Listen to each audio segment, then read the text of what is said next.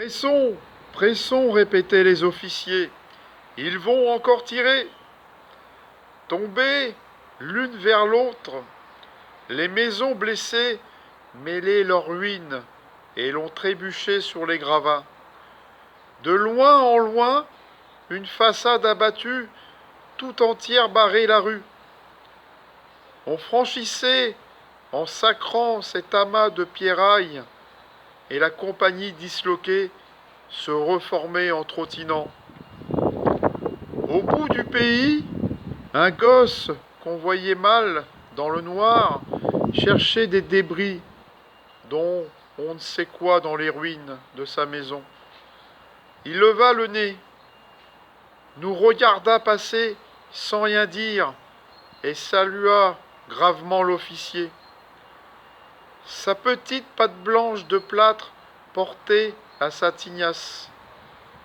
Petite vache, grommela Sulfare, qu'est-ce que ça fout dehors au moment d'une relève? Ces poulas, faut pas le demander. Et vise-moi toutes ces lumières qui font des signaux. Tu peux être sûr que les boches savent qu'on est là.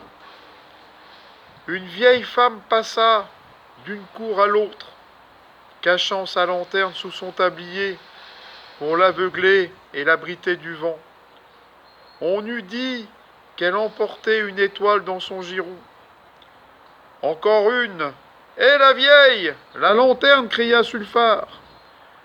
Marou, qui se disait braconnier, grogna avec lui. Il voyait des espions partout. Celui-là, la moindre lumière lui semblait suspecte.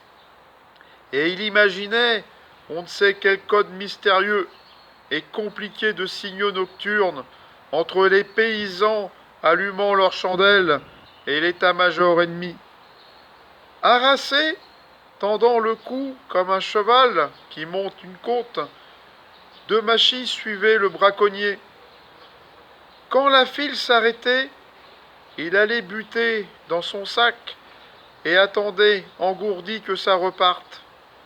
Sa fatigue même avait disparu. Il était une chose exténuée, sans volonté, qu'on pousse, les yeux tournés vers les premières lignes. Il cherchait cependant à voir les fusées entre deux murs.